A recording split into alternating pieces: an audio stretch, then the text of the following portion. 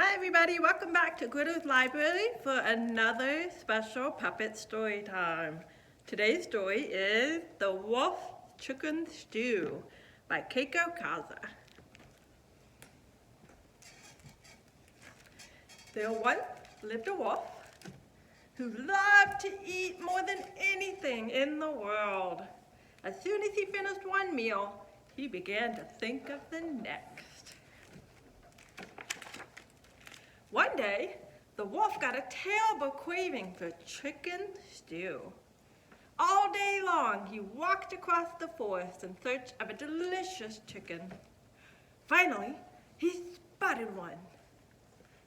Ah, she is just perfect for my stew. The wolf crept closer, but just as he was about to grab his prey, If there were just some way to fatten this bird a little more, there would be all the more stew for me. so the wolf ran home to his kitchen and he began to cook. First, he made 100 scrumptious pancakes.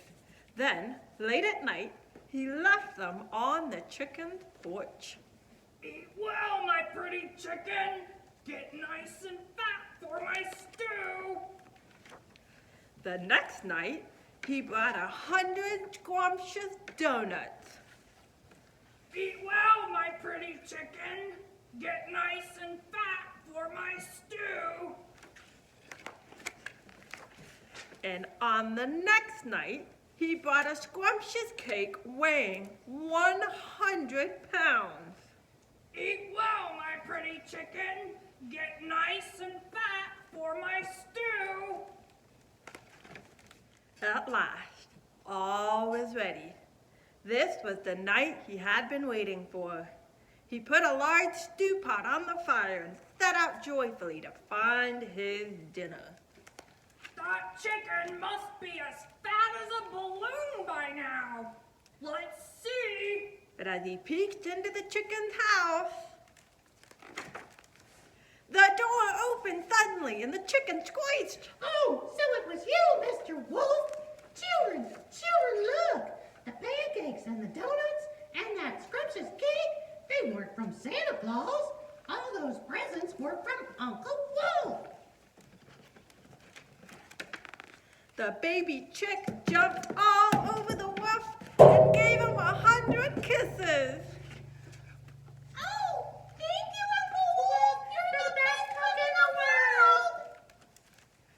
world. Uncle Wolf didn't have chicken stew that night, but Mrs. Chicken fixed him a nice dinner anyways. Oh, shucks. Maybe tomorrow I'll bake the little critters 100 scrumptious cookies. The end. Thank you for coming to our puppet story time. Bye. Goodbye.